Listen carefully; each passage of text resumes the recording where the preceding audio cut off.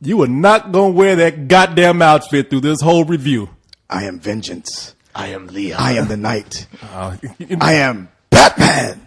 Leon, am I going to have to wear this stupid girl costume all day, or are you going to come save me already? Not Leon. I'm Batman. Oh, sorry. Batman, save me! Why does Batman sound like he's wearing a suit and like Depends diapers? He's like walking around with his bat cane. Yeah, no, you know what? I am the knight. Okay, you black as night. You black man. We got okay. I am vengeance.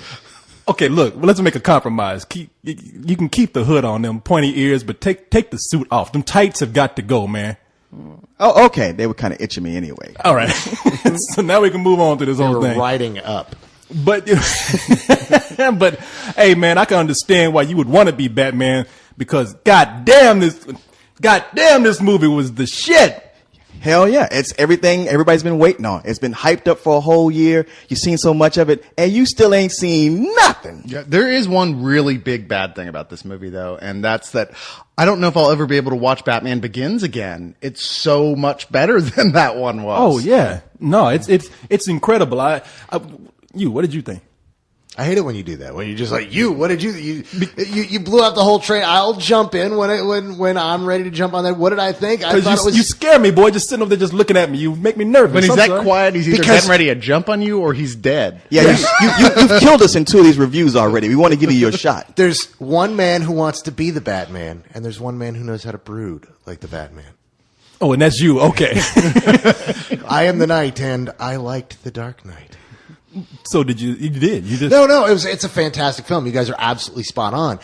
This movie has a big, swinging, sweaty pair of nuts. This movie, I swear to God, Christopher Nolan sat down and said, we're doing a Joker movie. So if we're going to do it, let's sit down and see how they did it before. And they sat down to watch the first Batman movie and said, this is crap. This is some bullshit.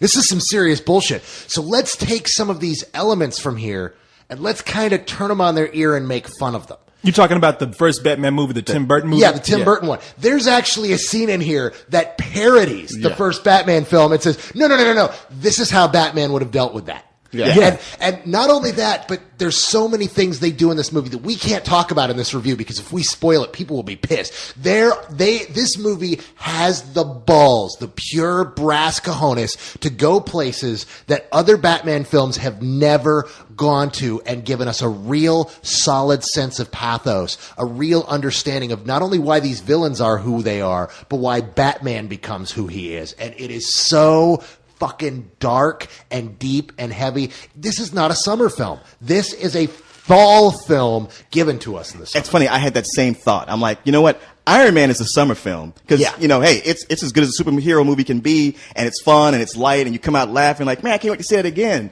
And then you go see The Dark Knight, and hey, you enjoy it, but it ain't fun. It's an emotional experience. I mean, you're tense through 90% of the movie, on the edge of your seat. You don't know what's going to happen next, and most of what happens is bad, and you're just like, fuck. Well, see, that was my one problem with this movie, is that they are pushing this as a summer movie, which means you have the toy tie-ins and the kiddie stuff that goes along with this. Yeah. This is not a kid's movie. It's not. I would swear to you, take your kid to see this. You get them a Joker toy, get them a doll, that kid's going to lose his mind. Get that motherfucker away from me. That kid's going to grow up to be the Joker. So, well, you know what? That is a fair warning to give the parents. Like, if you got a small kid that you think, oh, it's Batman. We watch Batman cartoons. This will be fine. Mm-hmm. No, it's not. Is this rated PG-13? Yeah. I mean, it should have been R. It's just short of an R. Yeah. It is, because they got the whole thing with the little Joker figures and the cereal boxes and all that. I'm thinking, and little kids are going for this and thinking this is the wrong audience for that movie. Mm-hmm. But that's not to say it's a bad film. This is, oh no. And the Joker, man, everything they've said about Heath Ledger, forget about Heath Ledger. I mean, he's great. Okay, we know it. He should get Academy Award nomination. If there's no one better than him, he should win. But they got that character right. Because in the theater, people saw the Joker and they start laughing at first, and once they're like, oh, he playing, look at it, and everybody's like, oh shit, that's fucked up, man. That ain't funny.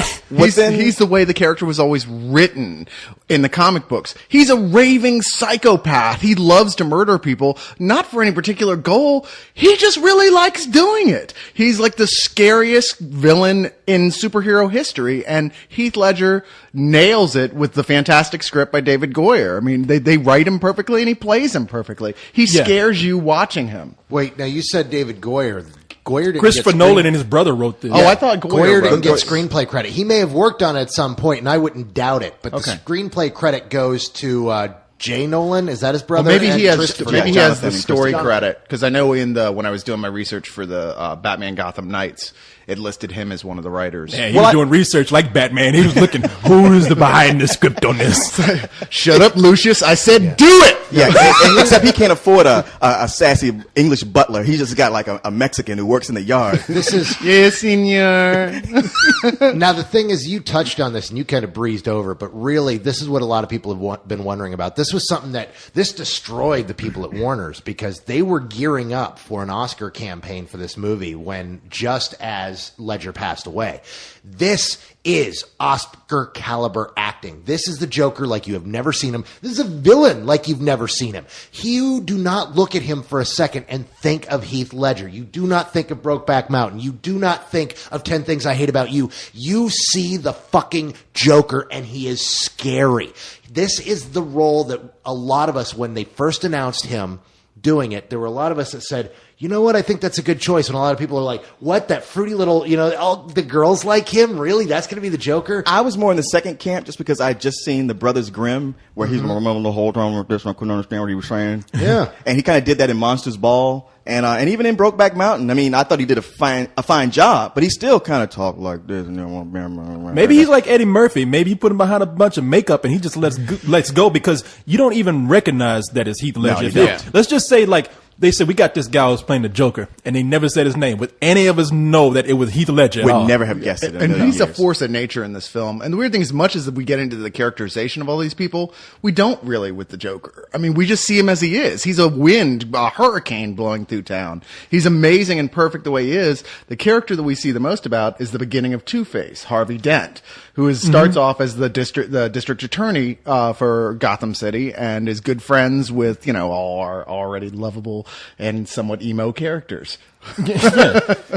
No, it's in this film though. I mean, everybody's giving credit to Batman and to the character. I'm giving credit to Heath Ledger as the Joker, or the Joker itself. But the real force behind this movie is Christopher Nolan. Yeah, because even with the first one, he's very much his goal is like, look, I'm not going to do anything in this movie that doesn't make sense. It all has to play out like it's perfectly logical and it could really happen, and it plays together in the story. And every element that pops up in the first act comes back again in the third act. Yeah, And I gotta say, we have been asking for this for what? This is the 6th Batman film, not including the 1966? Sure. Yeah.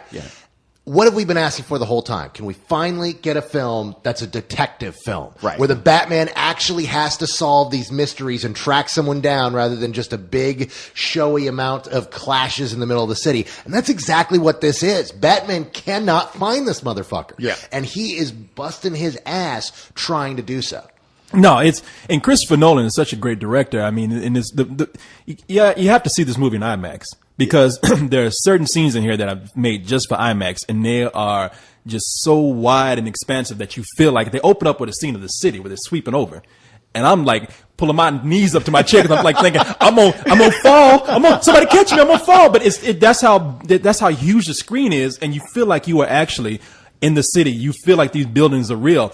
But in addition to his direction and his cinematography, and whoever his cinematographer is, I think he was a cinematographer once, but whoever the cinematographer is incredible. But this script is excellent because the Joker, the Joker is a character who is just all about chaos. I mean, he's almost a victim of himself because he's scary because when he kills people, he's just doing that because something inside of him tells him to do that. Not really because he wants to, but this movie had me so nervous because of the chaos that he created. I mean, he drove, not only is he crazy, but he drove the city crazy. Yeah. That's true. And the beauty of this movie that a lot of movies seem to drop the ball on is that you come back, you got the Joker, the main villain, and we're talking a lot about him, but you got all these other side characters from the first movie who get more screen time, and yet Bruce Wayne and Batman get lots of screen time too. I mean, with the first Batman movie, the Tim Burton, even when I loved it, I still thought like, well, there's so much Joker, not enough Batman. But here, everything feels equal. Yeah, and I just think that you have one character here who's still in the show, But you have to look at, like you said, you have to look at Harvey Dent. What's his name? Aaron Eckhart. Yeah. Aaron Eckhart's getting the shaft because everybody's concentrating on Heath Ledger, and I think Aaron Eckhart did just as good a job. He did an amazing job himself. And that transformation he makes into the character of Two-Face is amazing too. It's just such a small performance that he has as that villain that you don't really get to notice it as much as you do with the Joker.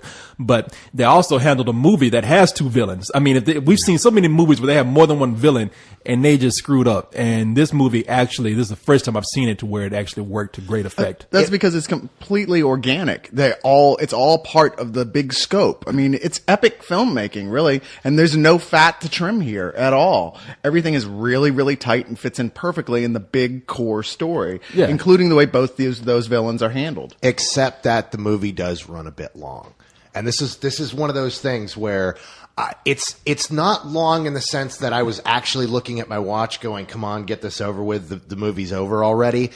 But because it's 2.5 hours and it's so tense, that last half hour, you're just kind of exhausted. You're like, what the hell can they possibly do now? And as they're tying everything together, there's still great stuff going on. You're right. I don't know what I could possibly trim to this movie, but it does feel a bit long. It's so funny because I felt exactly the way everything you just said. I kind of felt that too. But it's like, hey, why should I complain about a good thing being too long? But it will hurt the film just in like that many fewer times it can be run in a day.